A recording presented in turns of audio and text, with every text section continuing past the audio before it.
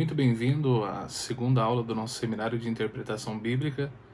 Já deixe seu like, comente, compartilhe, porque eu tenho certeza que serão momentos edificantes. Bem, Denis Thomas por aqui.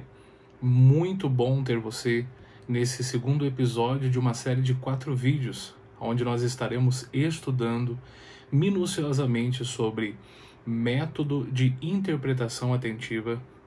Estaremos estudando noções gerais de interpretação e também habilidades hermenêuticas. Antes que nós possamos dar continuidade a essa segunda aula, onde nós aprenderemos algumas técnicas de interpretação, eu gostaria de lhe fazer uma pergunta. Por que nós devemos interpretar a Bíblia Sagrada? Eu sei que isso é uma pergunta bastante polêmica. Algumas pessoas acreditam que não se deve estudar a Bíblia. Ao contrário, que ela é totalmente revelada no processo de exposição através do Espírito Santo.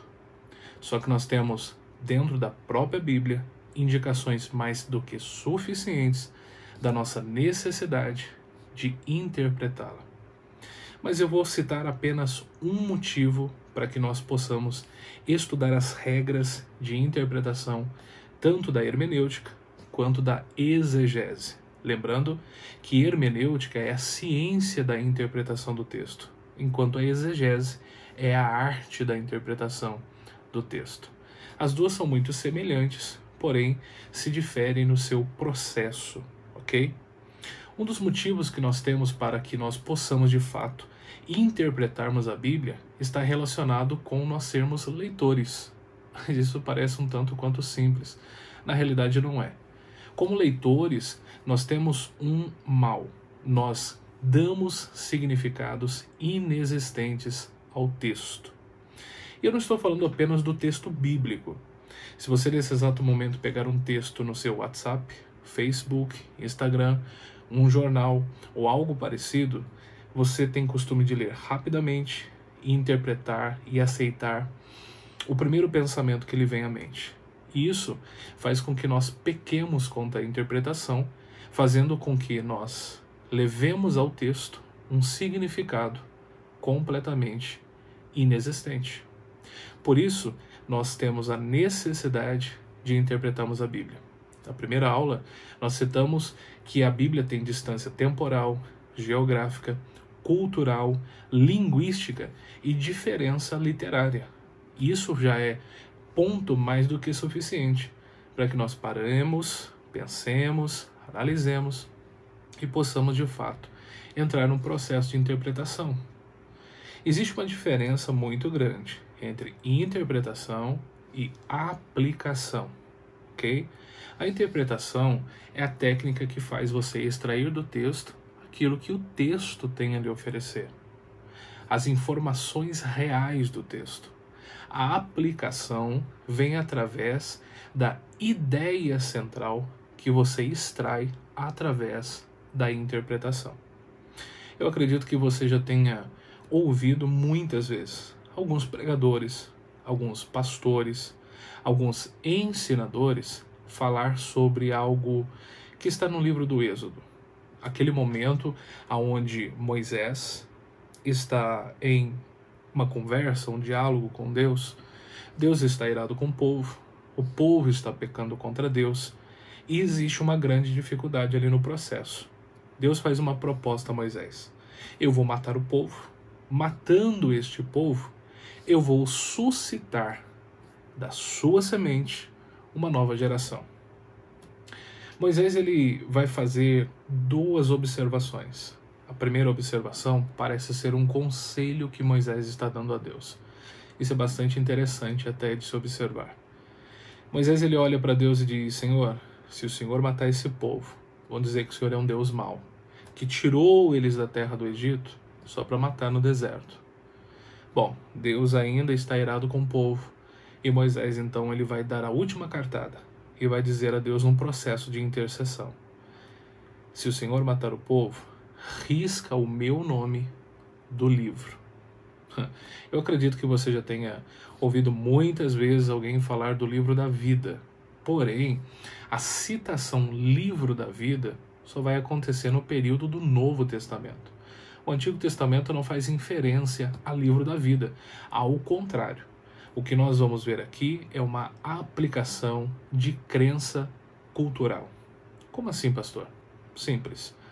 A cultura do Egito, ela acreditava que, a partir de momento em que a pessoa fosse mumificada, seja ela um nobre, um herói de guerra, fosse mumificado, a máscara mortuária depositada sobre o seu rosto, na sua lateral, era comum escrever a sua história, a sua genealogia e, por fim, o seu nome. Colocava-se dentro do sarcófago, depois dentro da tumba, e lá dentro da tumba cria-se que o deus Anubis vinha ter com aquele morto, ou com aquela pessoa que estava ali, e levaria para o Campos Elíseos, para onde seria o paraíso crido por aquele povo. Bom, o que Moisés está dizendo para Deus é a segunda parte da crença. Se eu quisesse me vingar de alguém, se eu quisesse que aquela pessoa pagasse nessa vida e também na próxima, o que eu deveria fazer?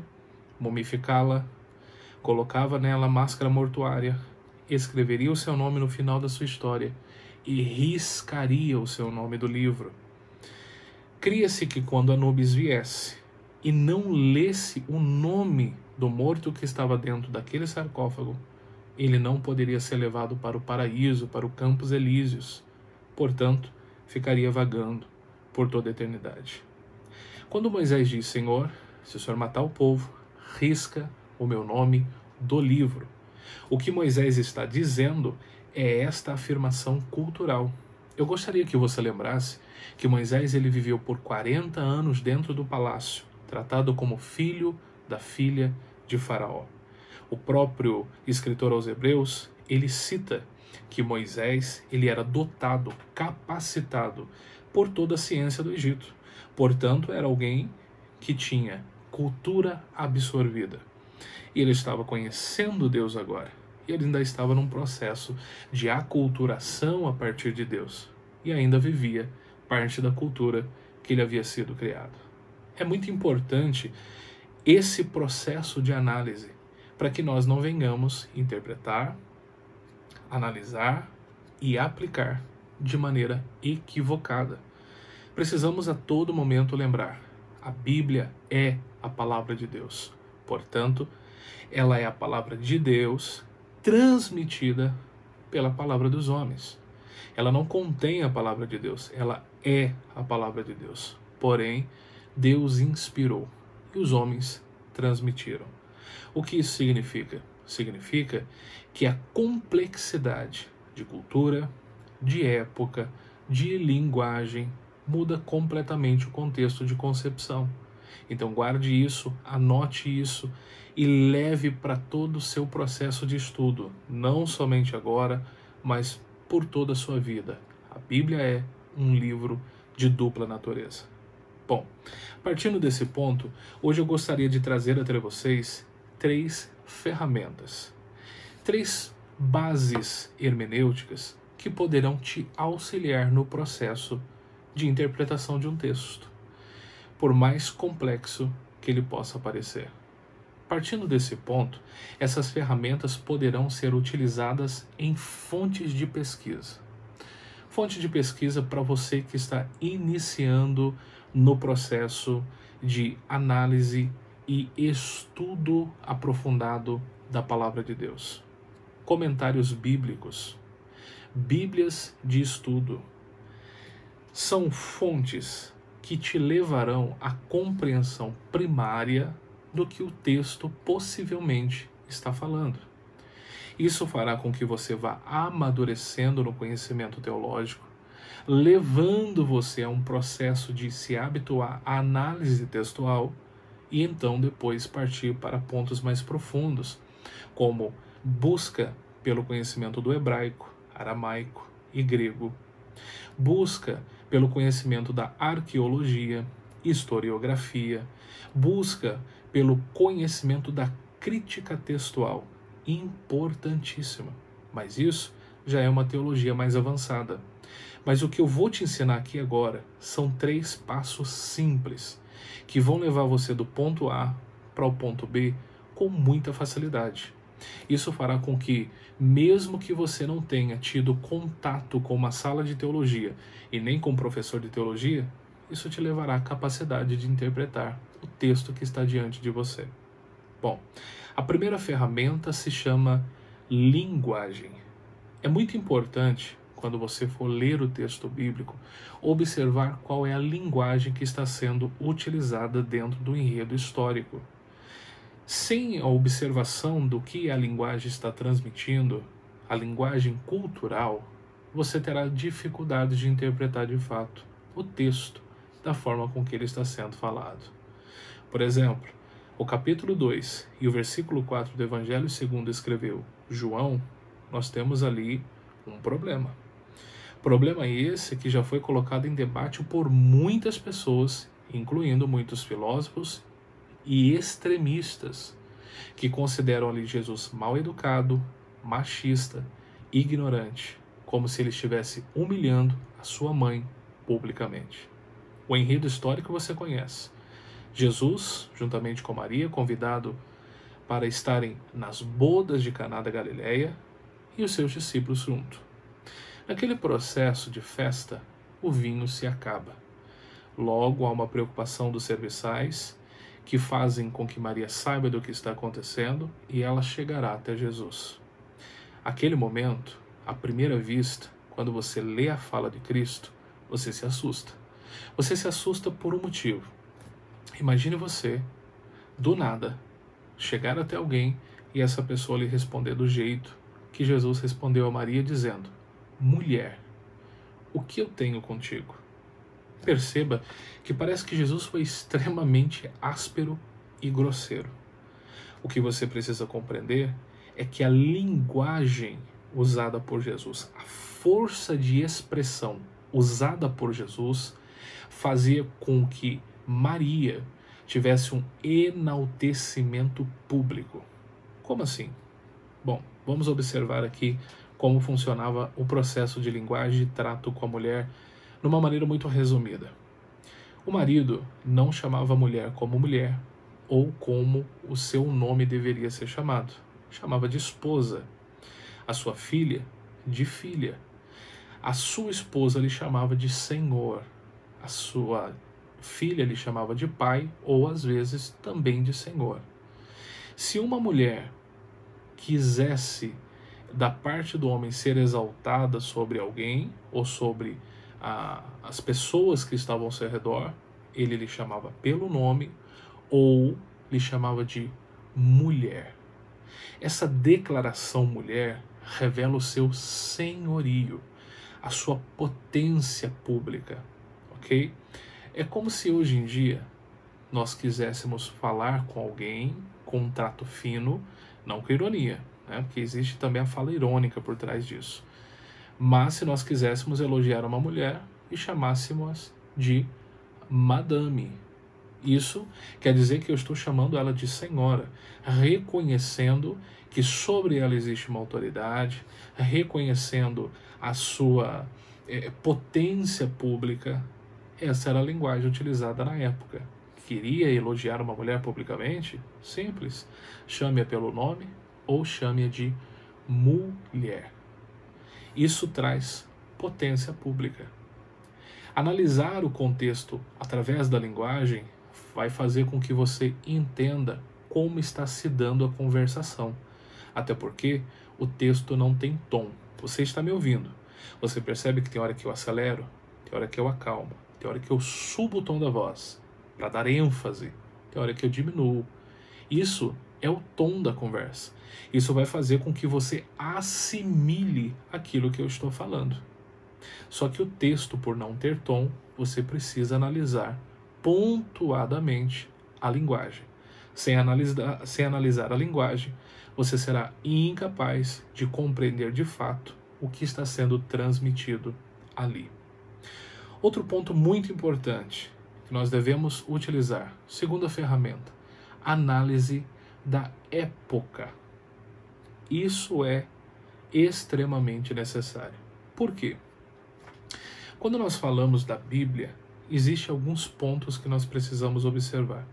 Por exemplo, pontos doutrinários. Existem doutrinas que elas são para uma época.